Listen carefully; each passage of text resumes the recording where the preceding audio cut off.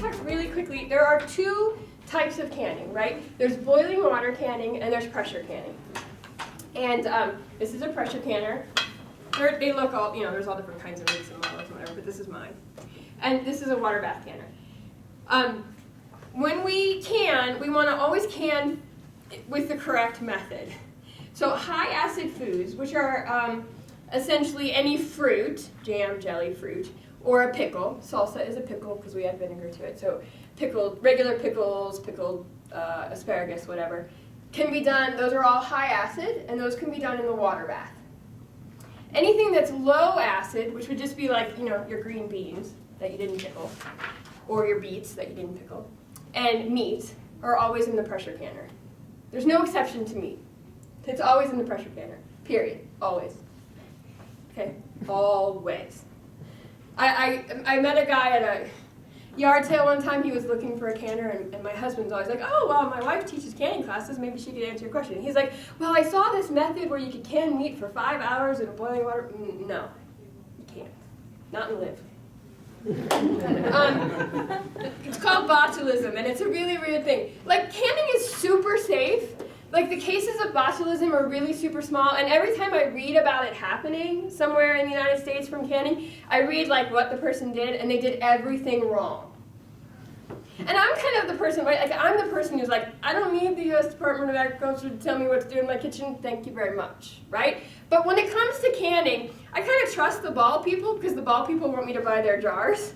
So if they tell me they've done the testing and they know that this isn't going to kill the botulism spores, I'm going to kind of trust them, right? So meat is always in the pressure canner. High acid things always in the water bath. Your applesauce, jams, jellies, tomatoes too. Tomatoes can be done both ways, actually. Oh. You can come on in. No, don't. Here's a handout for you. And I'm going to walk in front of the camera, and he's going to be mad at me. Okay. I don't do well with orders. So we can, tomatoes can be done in the water bath. A lot of heirloom tomatoes in particular tend to be lower in acid, so you should acidify tomatoes, and you can acidify them by adding lemon juice or citric acid, which is, you can buy citric acid at the health food store in bulk. And it takes a long time in the water bath, whereas it's like 25 minutes in the pressure canner versus 85 minutes in the water bath for tomatoes. So I always do tomatoes in the pressure canner, just because it's quicker and you don't have to acidify them. It's a lot of time difference. And I do a lot of canning. Go ahead. Are those pressure canners, do they come with electric too, or no? No, the pressure canners do not come in electric. Okay, there's a caveat. There is a brand that makes it, but it doesn't come up to a high enough pressure. It has to get to 15 pounds of pressure for our elevation anywhere in the Flathead Valley, and the electric ones do not maintain 15 pounds of pressure, at least not as of right now.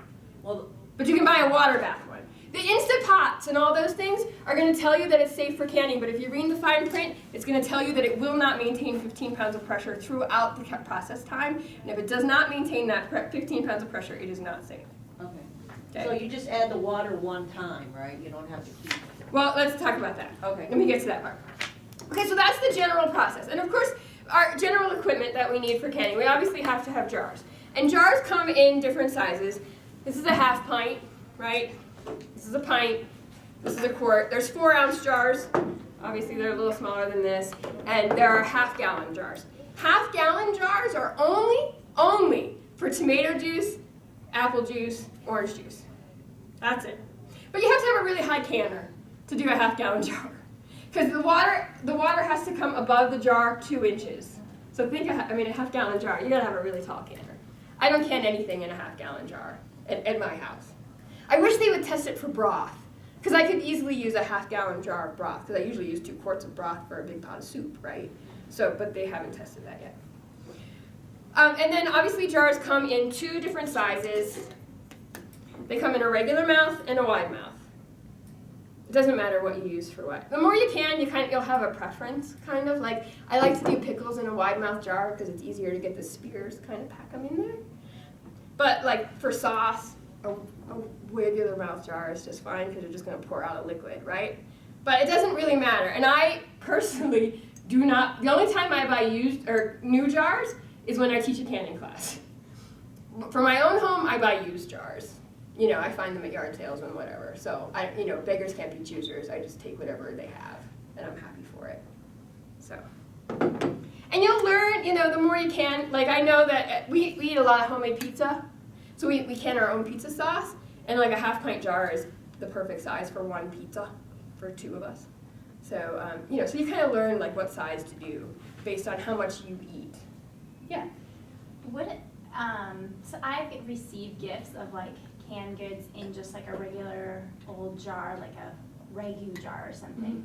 Is that still safe to consume? The problem is, it's not that it's unsafe, but a good bit of the time they will crack in the canner. Oh, okay. So it's not that it's unsafe. It's Most of the time they'll tell you not to do it and I don't do it, and this is why, because they don't often stand up to the heat, and then you've wasted it because it's broke in the jar, in the canner. Okay. So I use regular Ball, Kerr, Mason jars. They're all made by the same company, Bernardin. They're all owned, seriously, Ball, Mason, Kerr are all owned by the Bernardin company, which is out of Canada. They're all made by the same company. I know Walmart sells some jars too that aren't Ball or Kerr. And you can buy there's fancy schmancy jars that are really expensive. Like I said, I buy used jars. But I do a lot of canning, 300 jars easily a year. So I don't want to spend a ton of money on jars all the time. All right, and then so we have to have lids. And how canning works, most of the time, there are some other options, but we're going to go with the most basic today. We have a lid that we buy and a ring. These we only use one time for canning, but you can use it over and over again for other things, right? Like if you're just storing some dried rice or dried beans in a jar, you can use it. I poke holes in it and I use it for plant markers. So I tie it to a little stick and it'll say like lima beans or green tomatoes or whatever on it, and then I use it in the garden. It works really well. And it bangs, if you hang it like on a stick, in the wind it'll bang on there a little bit and kind of keeps birds and stuff away. At least that's my philosophy, although I also have cats, they probably keep the birds away. But, so that's that. And the rings you can use over and over again until they rust or bend or whatever, right? They get bent sometimes and they'll rust eventually, but we can use them over and over again. And they go on the jar as so. If you've done a lot of canning in the past or haven't done any recently, there's a couple of things you should know that have changed in the last couple of years. It used to be that we always had to sterilize our jars first. We no longer have to sterilize our jars if we're going to process something for over 10 minutes. There's nothing in the Flathead Valley, because of our elevation, that you would process for less than 10 minutes. Nothing. There's nothing. So you don't have to sterilize your jars.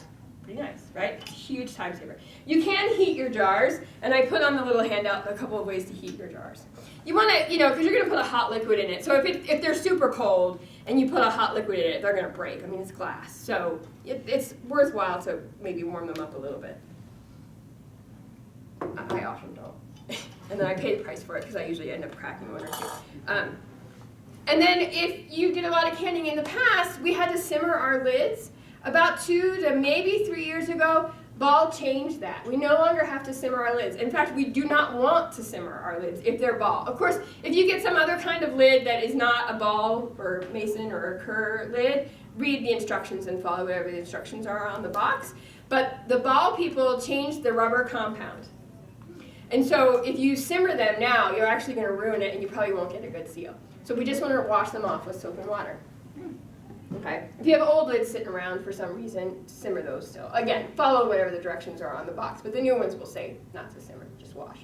So you no longer have to do that, which is kind of a little time saver. All right, so we're going to fill our jars. And when we can, whether it's in the pressure canner or the water bath canner, how we fill our jars is pretty much the same. Okay? So let's pretend in our jar we're going to put pears, for instance. So we chop our pears, we core them, and we chop them. I leave the peels on. You won't win our blue ribbon at the fair if you leave the peels on, but if you want to save some time and you don't care about peels, leave them on. I leave them on. Because like I said, I do a lot of jars. I look for time savings. I don't peel. There's nothing I peel other than peaches, because I don't like the fuzz in the jar after they're canned. It just kind of takes a weird texture and I don't enjoy it. But I don't peel anything else. I don't peel apples, I don't peel tomatoes, I don't peel nothing. Okay? You, again, won't win a blue ribbon at the fair, but it's not unsafe. So you put your chopped fruit or whatever in the jar. And then we have to put some kind of liquid in the jar. We can't can dry. There's some exceptions with meat. You can put raw meat in a jar. But we want to put some sort of liquid in there. And when we're doing fruit, most often we put a sugar syrup in the jar.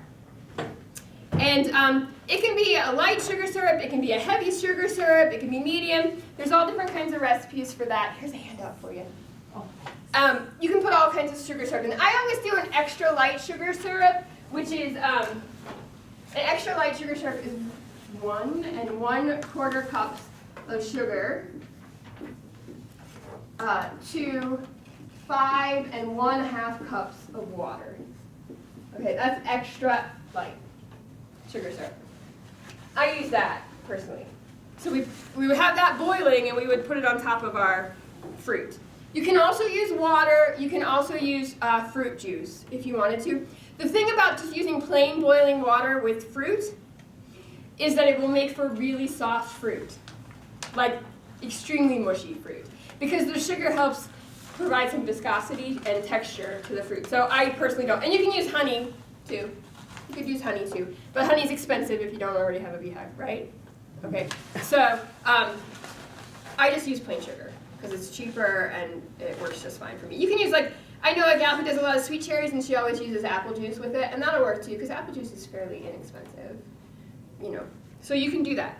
So we put our fruit in there, and then we have our liquid. For water bath canning, we want to leave a 1/2 inch headspace at the top of the jar. So 1/2 inch of headspace. For pressure canning, it's a full inch of headspace. So you don't fill all the way up to the top. You want a 1/2 inch from the top for water bath, a full inch for pressure canning. Some jams and jellies are 1/4 of an inch. And that's important. That headspace is really important because your jar won't seal without it. So we have our fruit in there and we have our liquid. And then what we want to do is we want to take the air bubbles out. Okay, all the new canning books say not to use a metal knife. I've been using a metal knife since I canned with my grandma when I was 4. So I use a metal butter knife, but you're supposed to use a rubber spatula. I don't know, whatever. It's not dangerous. I guess they're worried that it's going to break or something. You have to really hit it hard to break it. So what we want to do is we want to remove the air bubbles. And what we do is we just take our knife and we go down the sides of the jar, and you'll see the air bubbles kind of float up. And then if it goes down too much, once you remove the air bubbles, add a little more liquid so that you have your 1/2 inch to 1 inch headspace. Does that make sense to everybody? Mm-hmm. Okay. And then what we want to do, and I always use funnels because I make a mess. Yeah. Where are you counting the headspace from? From the very top. Okay. Very top. They have these new funnels. Okay, so I have older funnels, right? But they have the new, if you want to go buy something fancy, and I'm always tempted to do it.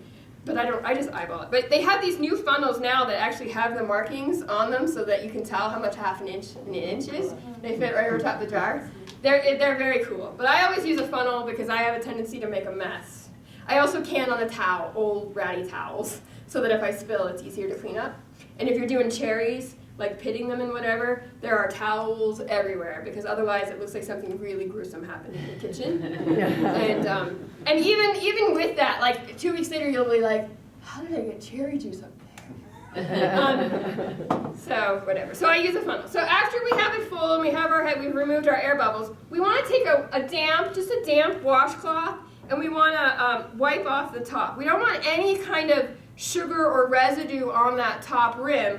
Otherwise, our lid is not going to get a good seal. Okay? That's important. Don't skip that step. Then we put our lid on, and then we want to put our ring on, and we want to do it finger tight.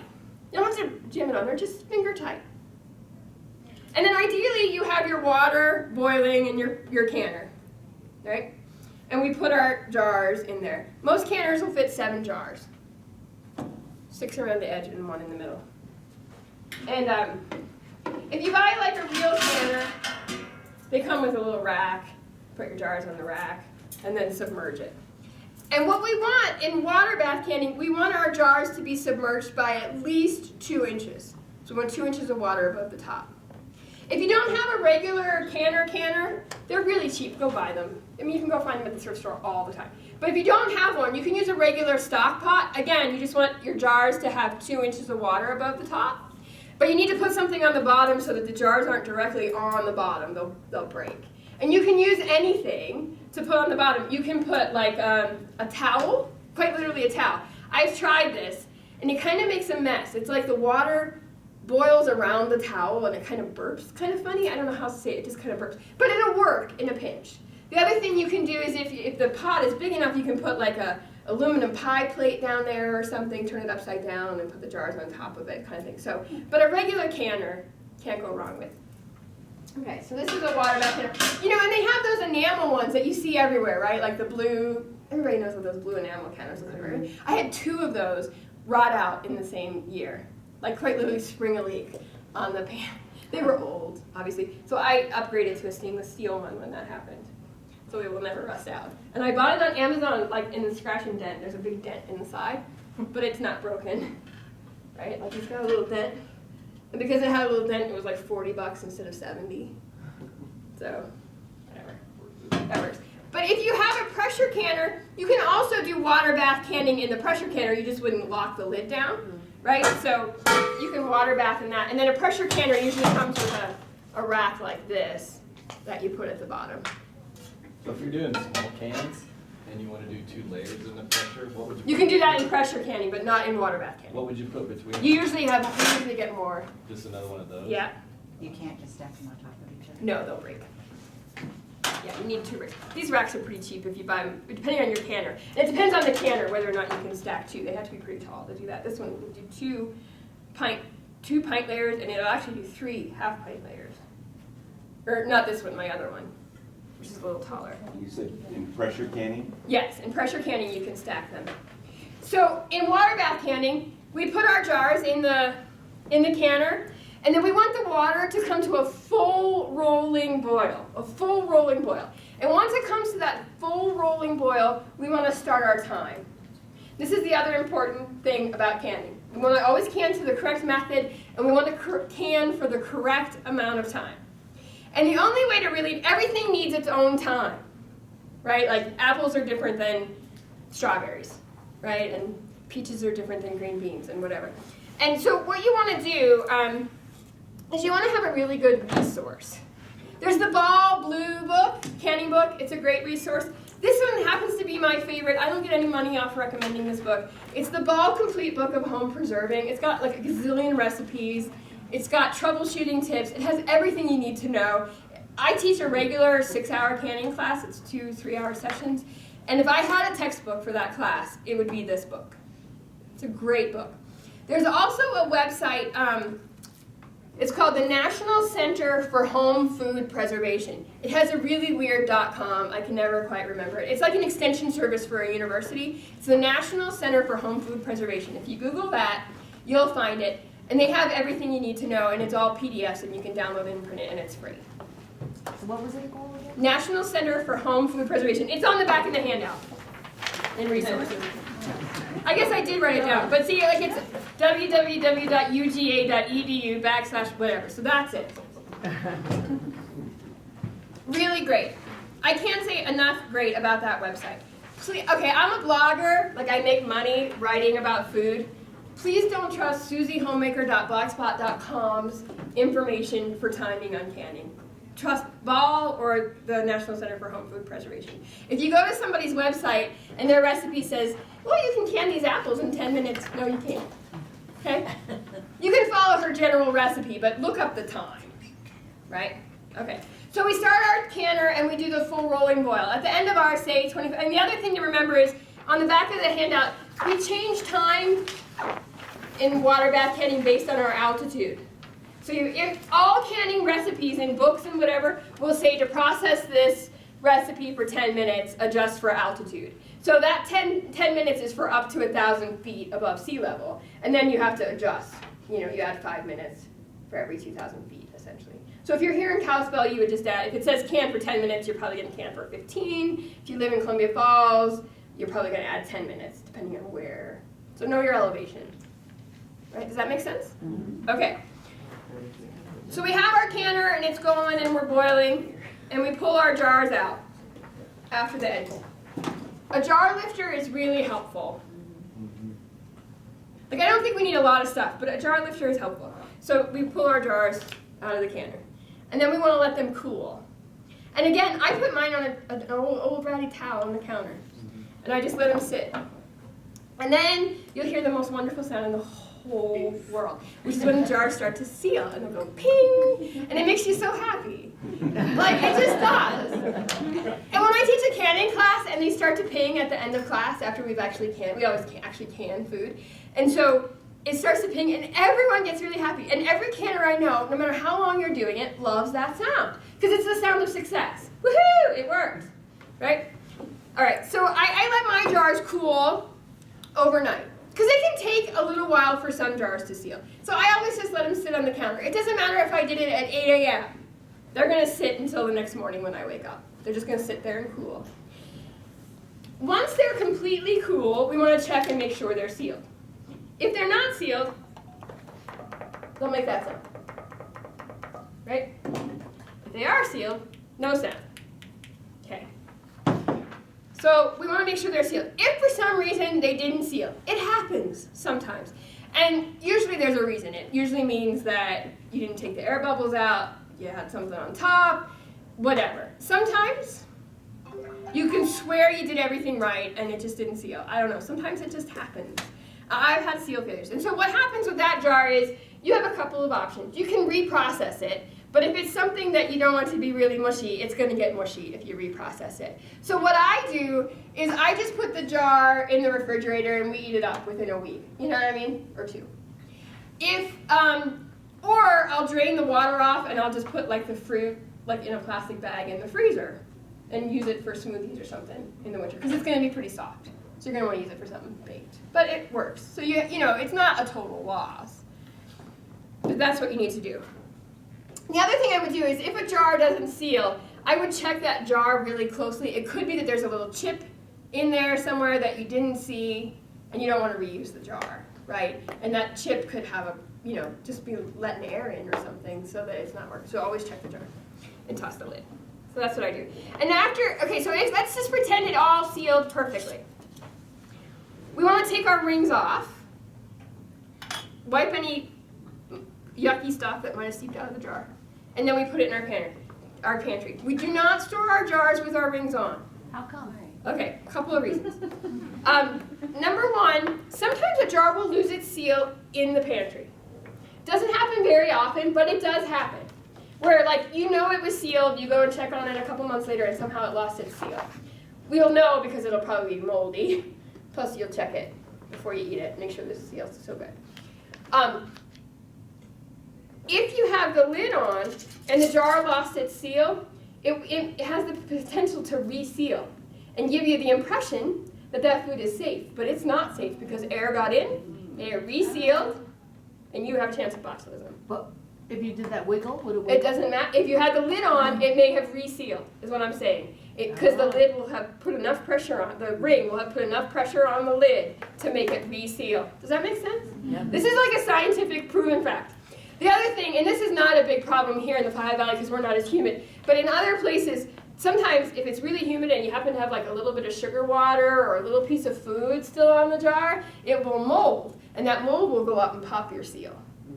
And so just there's no reason. You don't need the ring on. If you need the ring on because you needed to hold the lid on, it means the jar's not sealed. You don't need it. I don't store any of my jars in the pantry with a ring, ever. It'll rust a lot of times. Yeah, they'll rust too. And so we just put them away. And I label my jars. Usually I label them. Like I just put on the top. I usually put the date on too.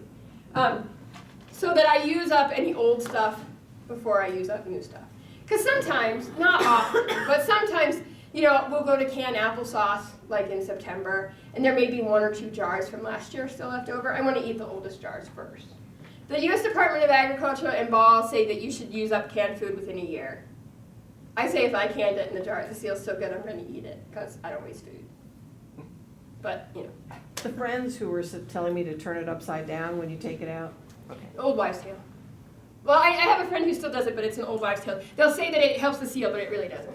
Going back to the rings. Yeah. If we're canning stuff and using it as gifts and sending it out, would you mail it with the ring? Yeah, I will, because it could break, the seal could break in this Okay. shipping process. You were saying you can only use the lids once for canning, right? So I'm assuming they sell just packages of just the lids? Yes, they do. Okay. Did you? No. So that's the general quick process, right? That was super fast. For pressure canning, we're gonna fill it up the same way. We're gonna fill up our jar, we're gonna leave a full inch of headspace.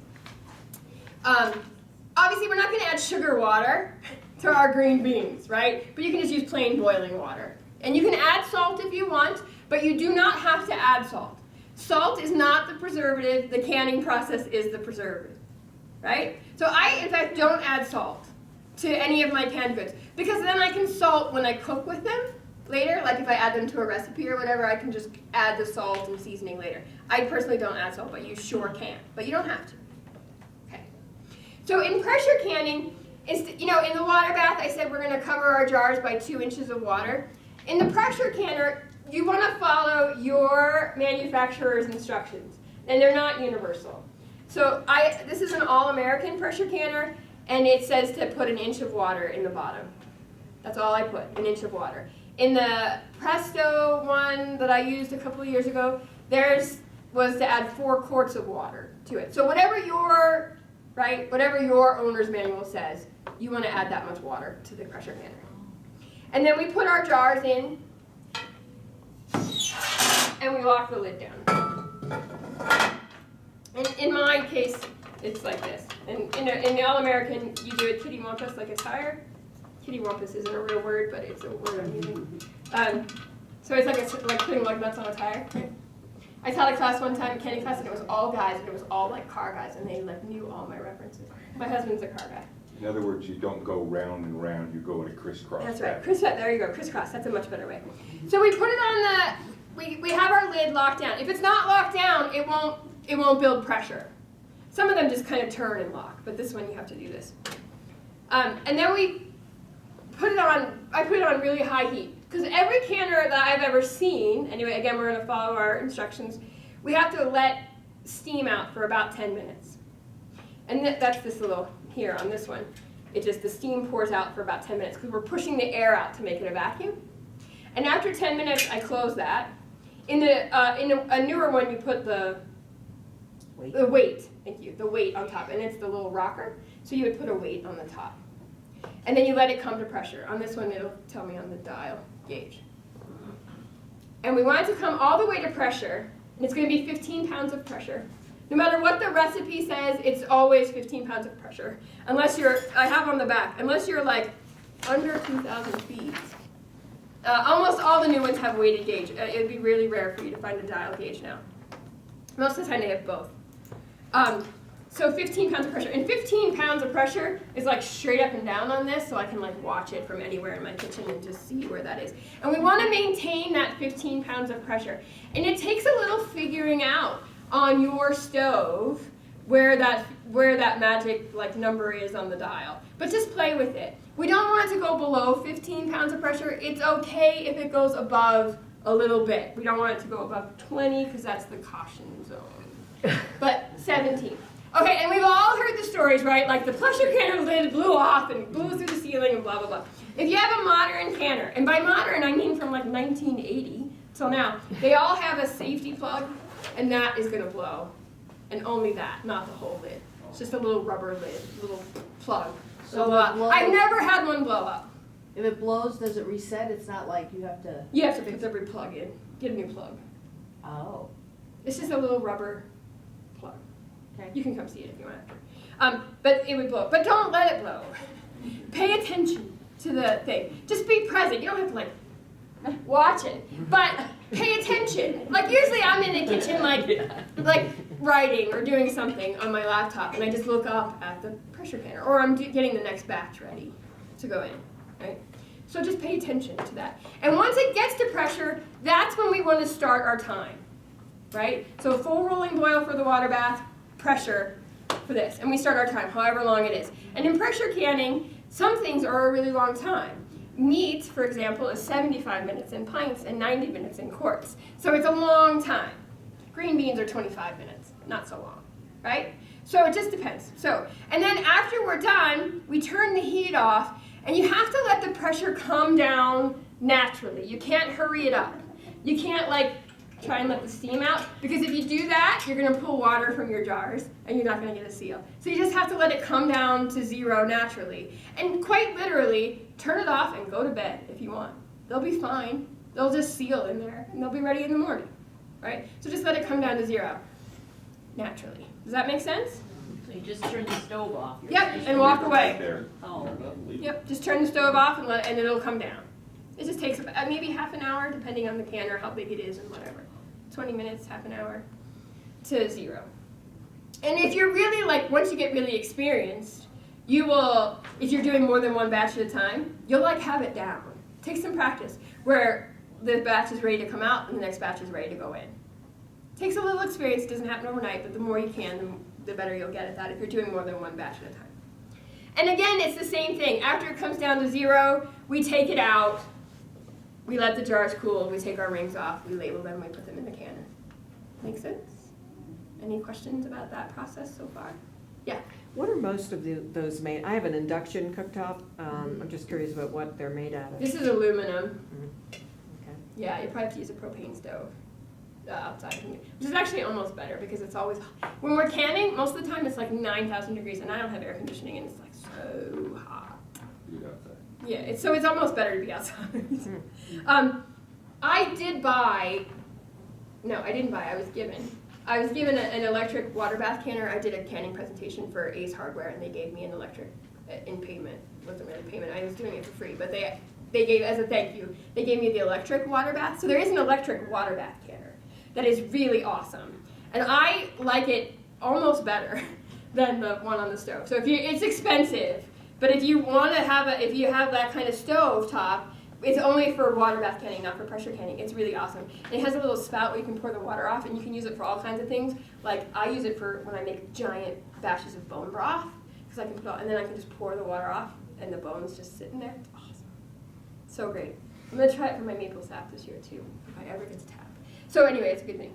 So this is a canning presentation. I was just in the dehydrating presentation, but you preserve your food. So do you can everything or do you also dehydrate? I also dehydrate and freeze. And which do you prefer for vegetables? It just depends on the vegetable. Peas I prefer frozen because I think they get too mushy in the canner. Green beans I actually like canned better. I don't dehydrate many vegetables. I dehydrate some greens and things, and cucumbers sometimes. But I don't dehydrate many vegetables. I dehydrate more fruit and we make jerky and that kind of thing. Herbs, but dry herbs, not with the dehydrator. And so freezing just depends. I don't really like see, it's really all a matter of personal taste. I don't like canned apricots because I think they get really mushy even though they're in the water bath, but dehydrated, they're awesome, right? Dehydrated apricots are incredible. So it's really based on your personal, and the only way to know that is to experiment. Like asparagus, pretty gross canned.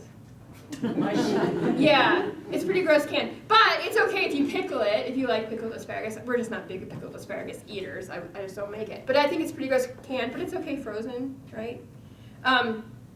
So it just depends on what you like. We did potatoes and they weren't very good. Yeah. You said that if you pickle it, do you pickle it and then can it, or do you can it in a pickling sauce? Are you talking about like fermenting versus regular? Well, you said it's I'm talking like a pickle where you put where it's just, instead of pouring the sugar syrup over, it's like a salted vinegar brine. Mhm. So you just pour that in and then you can it. Okay. Yeah. Okay. I like doing pickles. So, yeah. And, there's a lot of tricks to making pickles. I have a question about this splash of vinegar. Yeah. Is that necessary? For, When you put the water in the canner, it calls for a splash of vinegar? okay, it's not necessary for safety, for any reason. You mean like in the canner itself? The pressure cooker. Oh yeah, the reason you do that is if you have really hard water, it leaves calcium on the outside of your jars. That's it. If you forget it, it's not a big deal. Okay. Oh. Yeah. If you have really hard water and you don't want like all that calcium on the outside of your jars, add a splash of vinegar to the water in both, and it'll prevent that from happening. That's it. Okay. It's not going to hurt you or help you. I mean, if you forget, you just got white stuff on the outside of your jar that you can wipe off. But it's one thing. Did you have a question? It's not a big deal, but I was always taught to put a towel over your jars as they're cooling. I don't know why. There's no reason for it. Okay. You can't. There's Same no as reason. that. Yeah, and it's like turning the jars upside down. It's just kind of an old wives' tale that would help the vacuum, but they've proven scientifically that doesn't happen. It doesn't help. It doesn't hurt, but it doesn't help. I have a friend who does it just because it's her habit. She's done it for so long. she can't not do it. Right? We all have things. Yeah. Is there something you should do if you haven't used your pressure cooker for years in terms of the? Okay, if it's a dial gauge like this, is it like this? You want to have the gauge checked. And the Flathead County Extension Office will do that. I don't know their phone number, but you can look up in the phone book. Just give them a call because they're not always there, and they'll check it for you. They just have a little machine they hook it up to, and they'll check it. Because if the pressure gauge isn't right, if it's off, you'll need to get a new gauge. Okay? If you have a pressure cooker, like I have an old big one like that, and it does leak a little bit, It's okay. is that okay? As long as it gets to pressure, it's fine. Oh, okay, doesn't matter if it gets a little bit of This one water. never sits quite level, and every time I teach a canning class, people are like, it's not level! And I'm like, it's fine, I promise. As long as it gets to pressure, you're good. Okay. But do have the gauge checked if it's old. With the low acid foods versus high acid foods, can you pressure can high acid foods? You can. You're going to want to look up the times, and they're not as easy to find necessarily. And I tried one year, I'll tell you, I tried applesauce. We do a lot of applesauce at my house because we have a big apple tree, there's lots of apples, and we like applesauce, obviously, so we do a lot of it. And I tried pressure canning it, and I found that I lost a lot of leakage during that process. And I can't quite figure out why that was. And in the end, I just ended up doing water bath. But you can, but you have to try and find the times, and they're not always as easy. It should be lower amount of time. Okay. But it's not always as easy to find. And there's a new method, I say new, it's been experimented on for a couple of years now, where it's called steam canning. So it's a slightly different canner, you use less water. Finding the times for that, they just recently kind of approved that method, and so finding the times for processing that tends to be a little nebulous right now. I'm sure it'll be a big thing in another couple of years, but I don't know much about it, and like I said, I just am so used to doing it this way that's how I do it. Okay, yeah. What's the difference between a weighted gauge and a dial gauge? This What is a that? dial gauge. The weighted gauge is the one that rocks. It's like a little triangle thing, and it'll go dum, dum, dum, dum. And those are the newer ones? Most of the newer ones come with both, and you would process for the weighted gauge. The weighted gauge you never have to have tested because it's either 5, 10, or 15-pound weight, and you put it on Oh, okay. What happens to the weight when it reaches pressure? there. It knocks at a certain rhythm. It flies across the room. And One time I taught a canning class, and there was like a father and a son in the class, and the son was like, he was like a 12-year-old boy, right? And in the worst way, he wanted it to blow up. He was like, can't we just see what it looks like? Can't we please just, I'm like, no, not today. Ask your dad at home. He was really excited about canning, but. Do you find a difference in the quality of honey and sugar? Do you can much with honey? I do can a little bit with honey, but I usually do it like in jams and jellies. And I think it tastes better in that way. But as for the Like sugar apples. syrup, no, I wouldn't worry about it. And when I can apples, I only do applesauce. Because I find that the apples get kind of mushy if you do them in chunks. Because there's so much air in an apple, right? So applesauce just works better. And I don't add any sweetener at all to that. It's just apples, water, and a little lemon juice to prevent it from getting brown. Okay, I don't add sugar at all, ever, to applesauce. There's no reason. It's sweet enough. Like, we have this thing where we want sugar in everything, but we don't need to have sugar in everything. Okay, other questions about that? Any other questions? We have like 20 minutes, so I'm happy to answer questions. Yeah? When you were talking about covering the jars, but then on the pressure canner, you don't actually cover the jars, you put in the recommended amount of water? Right, yeah. So whatever the canner is, so you don't need to cover them, you just, whatever your instructions say, your owner's manual will probably say put 4 quarts of water in the bottom of the canner, get that to boiling, and then put your jars in. Or add an inch of water at the bottom. And then you just put your jars in and process. And with the water bath, you It's fill it above. like halfway, and then put your jars in, and then Maybe. adjust it so that it's above the jars. Yes. Yeah, and you'll get to know your canner, like where to fill it so that it's exactly right. But it takes a little time. Although in my, when I got this one, the stainless steel one, it actually came with instructions that were like, if you're using quart jars, fill it to this level. So some of the newer ones will tell you exactly. And of course it depends. If you put 5 jars in there versus 7 jars, when it's full, the water level rises, right? So it's a little different. So the recommended thing to do is just have an extra pot of boiling water so you can just add some water to it to fill it up if you need to. And in pressure canning, like I said, depending on the pressure canner, you can put another rack in between and you can put your jars. You want the jars to not be dead center on top of each other. You just want them to be staggered a little bit on this thing. Do you have to add more water if you're stacking? Nope. Whatever the canner, whatever, you only stack in pressure canning, and it would just be whatever it says. You know, if your canner, whatever your canner says. I don't really know how to ask the question, but is there a certain, like if you're making salsas and stuff, is there a certain viscosity where you have to add more liquid? I mean, like. So for salsa, what I would say is, are you using like a homemade recipe? Well, I'm saying like if you diced up like a whole bunch of tomatoes and onions and cilantro and all that kind of stuff, and it's gonna be chunky in there, and there's gonna be lots of air. Right. in between. So the tomatoes will juice out and will become juicier in the canner. A home canned salsa is gonna be nothing like a store-bought salsa, ever. It's never gonna be that thick. I just want everyone to know that, right? And the reason why a store-bought salsa is really thick is because they often use green tomatoes that they gas to make red. And then it's really thick because they're not as watery. A home canned salsa is always going to be a little thinner. It just is. But the other thing that you should do is you want to follow a tested and approved recipe. And here's why. Because onions and peppers, for example, and garlic and cilantro and all those things that we might put in salsa are low acid. Tomatoes are high acid. And we add some vinegar usually, which is also high acid. But if we don't add it in the right proportions, it might be too high in acid, or I mean too low in acid to go in the water canner. So what you want to do is kind of find some tested and approved recipes and use those. Like this book has a whole bunch. Because they know if you add 4 cups of peppers to 6 cups of tomatoes and then you add another cup of vinegar, that it will be high enough in acid that it's safe to do in the water bath. Does that make sense? I'm trying to explain. Okay, but the other thing you can do is if you find a tested and approved recipe that you kind of like, but it says to use, for example, maybe 2 cups of jalapenos and 4 cups of bell peppers, you can switch that up. So it's a total of 6 cups, but you could do all hot peppers if you wanted to, or all sweet peppers, depending on your heat level. The thing you should know about salsa, or anything that you do hot, after it's been canned, the heat level tends to rise. So if you taste it before you can it and you think, oh, it's not hot enough, let it go. I'm kind of a wimp. Like, in fact, this is a tomatillo salsa that I made at my house, and it says hot on it because I can't eat it. It's way too hot, but my husband eats it. So that was a tomatillo salsa, a little different, but very hot. Because I used these peppers that weren't supposed to be so hot, but really were. Yeah. I can't find a recipe. My whole life, my family has done zucchini and onions and tomatoes and peppers. And I guess I'm told I'm not supposed to can those together, but we've always eaten them and always done it. Zucchini is it pickled? No, just regular squash. Pressure can.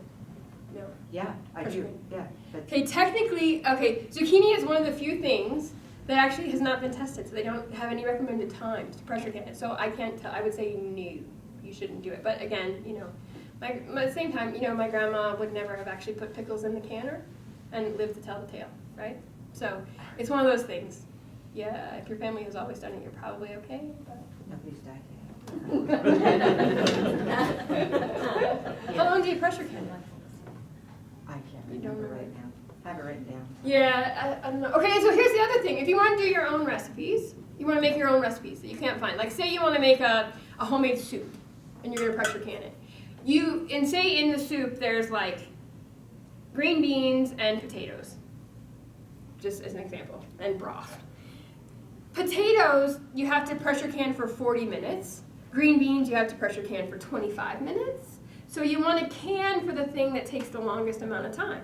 So you would can for 40 minutes. If there's meat in there, 90 minutes if it's a pork. Does that make sense?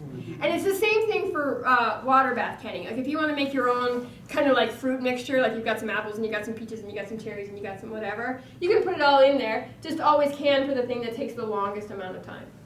Does that make sense? Pretty easy. You can definitely do it. If you're going to make homemade soups, you can't put grains in there. No pasta, no rice, no barley, none of that kind of stuff. You can add it later. You don't thicken it beforehand. Like my husband loves canned beef stew. I make beef stew. But you just put the beef, the potatoes, the carrots, the onions. You put all that in there just with some broth, and you can it, and then you thicken it up when you heat it up. And you don't add any acid? Is that the trick? You don't? There's no reason to add acid. Well, I mean Pressure like can. tomatoes. Like I would put tomatoes in that, but You you're not- could. Oh, you can? But you still want to can the thing that takes the longest amount of time, which is going to be meat. But it's okay to mix it and Yeah, you yeah. don't have to worry. Yeah. No milk, no dairy products.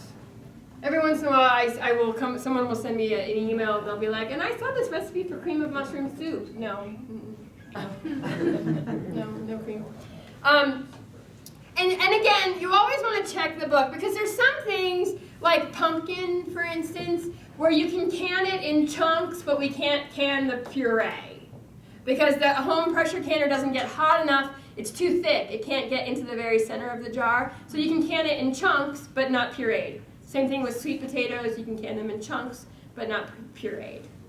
And there are some things like zucchini that they don't recommend that you can at all. And then, it's always helpful to just kind of check. There's a really great book if you're like into gardening and everything. It's called the Encyclopedia of Country Living. Does everybody know this book by Carla, Emery? Best book in the whole world. Everybody who's like at all a homesteader should own that book. In my humble opinion, you can find it used everywhere. What book is it? The Encyclopedia of Country Living. It's by Carla Emery. She passed away several years ago, but it's a great book. And she has all these really great little tips. Like in the one section on rutabagas, we love rutabagas. We grow a lot of them in our garden. But she says, and it's true, if you can it, they take on a really weird flavor. And I would be careful with herbs and things when you can. Sage, for instance, has a tendency to get really bitter through the canning process. So, I always go really light on herbs and seasonings, other than like, when I make tomato sauce, oregano is fine, right? Parsley is fine, but sage tends to get a little bitter. So season lightly, and season when you go to cook with it. Jams and jellies, honey, what else? I'm trying to make sure I cover everything. Like I said, this is fast. Did you talk about these lids? No, I didn't. Okay, so these are called Tatler lids. They're reusable canning lids. They're actually two-part, and I didn't bring a one that's not. So it's a plastic lid that comes with a rubber ring. So instead of being like this, it's a rubber ring. It's a slightly different process to do, although the newer ones I think aren't. I bought these years and years ago. And so I can reuse it forever, or until the rubber ring gives out, essentially. I have had them now for like 10 years maybe, and they're starting to kind of give out. Like they lose their seal. So I don't really, for a long time I was recommending them really heavily, but there's nothing worse than putting a jar away and then going in a couple months later and finding it moldy because the lid gave out. And I'm finding that to be true with the Tyler's. But it was the only thing I did the applesauce in this year, so that's why I had to bring it. So if you do a lot of canning, you can buy lids by the case. On the pressure canning, you were saying that just turn it off and let it come down to pressure 0 by itself. Uh-huh. But you said if you're doing multiple batches, you kind of know. You just kind of learn to time it, yeah. So once it comes to 0, then you can pull the jars out and start over? Yep. You don't have to wait till tomorrow? Nope, you can pull the jars out and start right away, as soon as it comes down to 0. And really, okay, so I know if it's like your first time canning, that seems really daunting. And I know I said earlier that I do 300 jars a year, but I didn't start out that way, right? Like that's 20 years of experience or more. I mean, my husband and I have been together 18 years, so I mean, our first couple of years, I did maybe 12 jars of applesauce and 6 jars of peaches and a couple of jars of salsa, right? And then the next year I did a little more, and then a little more, and a little more. And you just get used to it. When we do cherries, we usually buy 100 pounds of sweet cherries, and we do it together. And he pits, and then I do the rest. Like I fill the jars and whatever. And we just really have it down, where I know what bowl to fill up in my kitchen that will fill 7 jars of 7 quarts. Do you know what I mean? Like you just kind of learn those things, but it really just takes experience. The other thing you can do, in some cases, you can prepare ahead of time. So like if you're doing green beans, for instance, you can pick the green beans from your garden today and put them in the refrigerator. Tomorrow, you can snap them. And the next day, you can can them. You can't really cut peaches today and can them tomorrow because they're going to be all brown. But in some cases, you can do things like that. You can break up certain canning tasks. You could make a bunch of applesauce and put it in the refrigerator tonight, and then tomorrow bring it to a boil again and put it in the jars and can it. So you can break up tasks to help save yourself some time. What about mixing 7 different kinds of things? you have 7 jars in there, can you put different, Yeah, but you want them all to be close to the same time. Processing time. like carrots and green beans? Yeah, because those would be the same time, essentially. So yeah, but you're going to want to can to whatever thing takes the longest amount of time.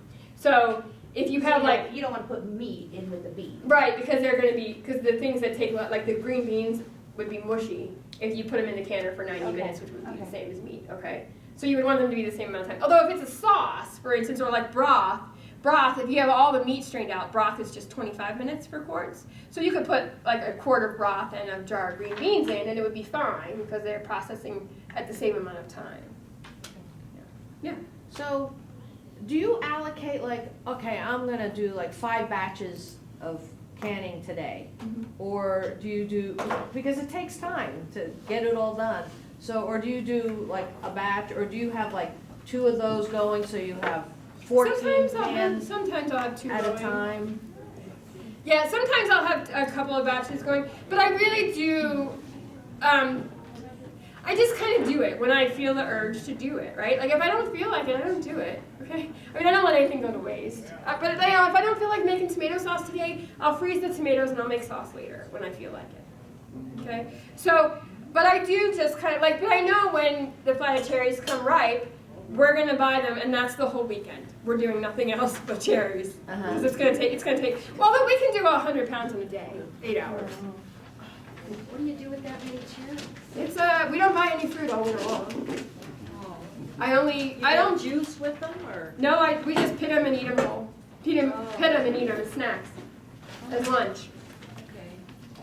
The applesauce. I don't buy fruit at all winter. It's something comes out of our pantry. I think we did 96 quarts of applesauce this year. I actually ran out of quart jars. That's the first time that's ever happened. I have a lot of jars because I happened to buy some from a sweet little old lady like years ago. She had this ad in the Mountain Trader where it's like, I've got hundreds of jars, and she lived way out in the middle of nowhere, and she gave me the worst directions. But I finally found her, and I went into her garage, and she did have boxes and boxes and boxes of jars. But someone else had gotten there before me, and they bought all her wide mouths, so I bought all her regular mouths. I think I bought 600 jars or something from her of different sizes. And she was selling them for like $5 a box or something ridiculous. And they're so great because they're like real boxes, like with lids. Now they come kind of shrink wrapped. And on the side, she's got written like applesauce 1986, and then it's crossed off, and it's like salmon 1994 or whatever. I just love it. So I still have them. I still have those. Have you canned plums? Do you just have them and Yeah. do you cook them first, or you? No, I just do the same thing. I just put them in a jar with hot water. I pit them. I cut Right. them in half and pull the pits out. Just put them in a jar with water, sugar syrup, and do it. They get a little, depending on the variety of plum, they can get a little more mushy. But they're good for like a crisp or a slump. You know what a slump I is? can plums every year, and what I do is I just cook them. Oh, you stew them? Yeah. With the skins on, I pit them, cut them in fourths, and throw them in a pan and add a little water to it, not much, just a cup in a big kettle like this, and they make the best plum jam ever. Yum. And they're purple. Yeah. They're yellow on the inside, but the outside is real dark purple, and the jam is real dark purple. Yummy. But they're And I do that with rhubarb. I stew rhubarb and can it. So it's like rhubarb with a little sugar and water, and I cook it so it gets good and mushy, and I can it. And then that's like really good on oatmeal in the middle of, because like there's only so much rhubarb you can eat when it comes out, right? I mean, how much rhubarb can you eat? All right, so we're like really at the end. Does anyone have any other questions? On the little handout that I gave you, and I know you didn't get one, but I'll give it to you before you leave, is my email address. You're welcome to email me with questions. If I mentioned something that you forgot, that didn't make sense or whatever, just feel free to drop me an email. I do teach a 6-hour, it's 2-session canning class here at the college. We actually go through the whole process. The first week we do boiling water, the second week we do pressure canning. First week we usually can pears, the second week we usually do carrots. Because I can usually buy those any time of year. I don't have any juice. I can't. I do a little bit. I mean, like And they're pretty pricey. I don't have one of those. I don't do enough of it to do that. I was You gonna know, say, I tend to put it in a jar. You're welcome. Thanks, everybody. Thank you. Just because it's sealed doesn't mean, okay, this is really important. Just because a jar seals does not mean then the botulism spores have been killed. You gotta get to the right They temperature. gotta be to the right temperature. I could put a hot piece of meat in a jar and put the lid on, and the jar will seal. That is not safe. Okay? Just because a jar is sealed doesn't, it has to be processed. Really important. Okay. Thank you, everybody. Something like that.